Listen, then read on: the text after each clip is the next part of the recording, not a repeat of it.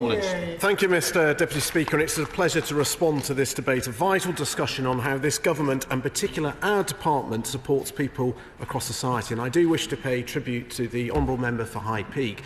We haven't always agreed on every single issue, but it is clear she is a tireless campaigner in this area. I thought her speech was particularly measured. She highlighted some real genuine concerns that she's been pushing on for the years since she's been elected. And she should be proud that in some of those areas she has already effected change. And I know she's an incredibly valuable member of the Work and Pension Select Committee. I had about 4 weeks pleasure of joining her, and I think this debate is a tribute to her efforts to secure that today. There have been some very, very good speeches. With the limited time I've got, I won't be able to cover all of those speeches, but myself and my ministerial colleagues will have taken note of everything that's been said, and where relevant we will then make direct contact. And our department actually last year supported 20 million people, more than half of the adult population. We spend somewhere in the region of £190 billion, slightly more than a quarter of government spending, and the equivalent to the GDP of Portugal. And we have always been proud to share the proceeds of the growing economy with often some of the most vulnerable people in society. Now, my honourable friends for Brentwood and Ongar, he made a powerful point about the impact on workless households and what an enormous difference work can make. And my honourable friend for Bexhill and Battle said probably the government's greatest achievement is our record on employment. And we have seen since 2010 joint record high employment. Youth unemployment almost halved, female unemployment rate at a record low, and nearly 1 million more disabled people in work than in 2013.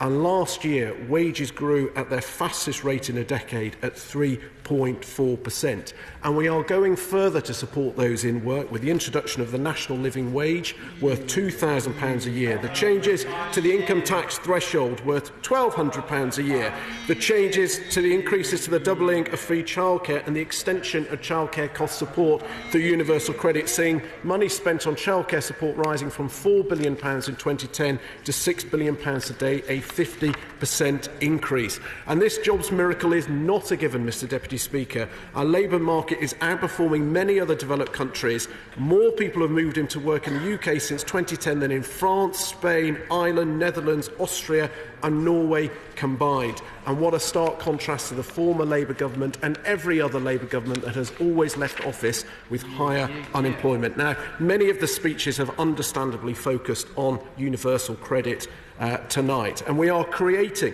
a welfare system in which it pays to work, it simplifies a complex legacy benefit system that too often thwarted opportunities to work. And I was heartened that my honourable friend from Bexhill and Battle highlighted the huge amounts of great work that the individual work coaches do.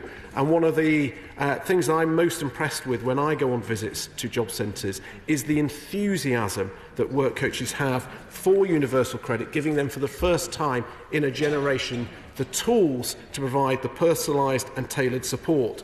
And for the first time, claimants have a named work coach that helps them navigate the support for housing, training and childcare, leaving up to 50% more time to help find work. In addition, they get the support of universal support, partnerships, and it responds in real time. And this contrasts to the legacy benefits, which were hugely complex, 6 different benefits across 3 different agencies, HMRC, DWP and local authorities. And we saw in our own individual pieces of casework just how some of the most vulnerable people fell through the system. And estimates are that £2.4 billion worth of financial support was left unclaimed a year. That's 700,000. I won't take interventions just yet. I just need to make a bit more progress. 700,000 of some of the most vulnerable claimants missing out an average of £230 a month. These are some of the people where £5 either way makes a real difference.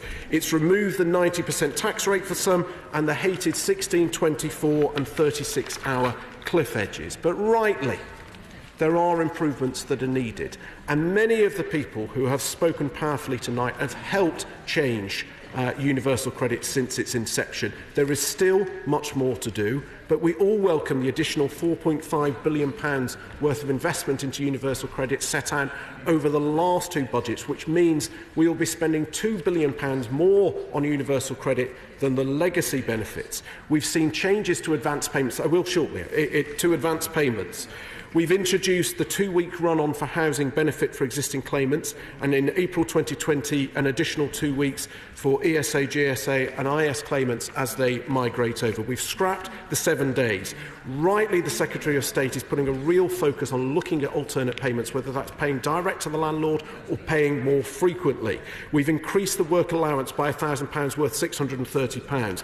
We've extended the exemption for the minimum income floor for self-employed.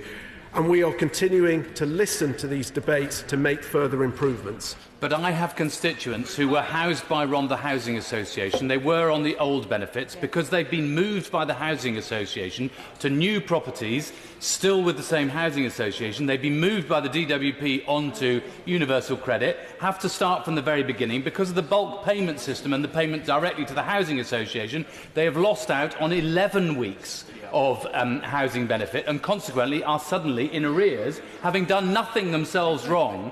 Can he please make sure that this is put right for my constituents? And he's absolutely right. We've got to make the transition as smooth as possible, where possible share data, where possible work with support organisations. And that brings me neatly, this is why I was right to take that intervention to that point, to the key bit here. Is many of the people who will be in the benefit system are incredibly vulnerable. They do not have the family support, the network that can help them deal with life challenges as they come towards them. And myself and ministerial colleagues work closely with charities, stakeholders, members of all parties, the Work and Pension Select Committee, and those with genuine real-life experience, because not only will they raise with their experiences what needs to be improved, but they can help with the training and guidance of our frontline staff. Yes. Could you deal with, I know it's a small point in the overall scheme of universal credit, but my constituent Anthony Hamilton and the issue he has because he's doing his A-levels when he's a bit older because of his special educational needs. I'd be grateful if he could answer whether anything could be done to help Anthony.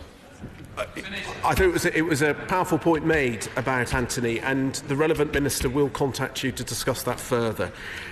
So the key for us is this partnership working on domestic abuse. We're rightly working with Women's Aid and Refuge to help train the guidance to strengthen our ability to identify, refer and support. With care leavers, we're working with organisations like Barnardo's and the Children's Society to strengthen opportunities for care leavers. With ex-offenders, working closely with the Minister of Justice to make sure that their universal claim is in place before they leave prison, so there is no people falling between the gaps. On homeless and rough sleeping, we're working with a number of organisations, and only today Crisis said that the government over the last 2 years is showing, I haven't got time, I will make reference, on the drive and energy, and the duty to refer change that was brought in October will be addressing the points that were raised, but I'm sorry I haven't got time.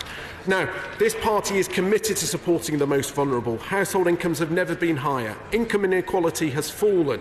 Risks of low income and material deprivation for children and pensions has never been lower. And the incomes of the poorest fifth are now up by £400 in real terms, with 300,000 fewer children in absolute poverty. And we are now spending £50 billion a year supporting those with disabilities and long-term health conditions, £4 billion higher than in 2010. Mr Deputy Speaker, in conclusion, we as a government are determined to help the most vulnerable. This is what drives me, and it drives many of the members across the House here today, and this government is determined to get it right for the people who need the most support.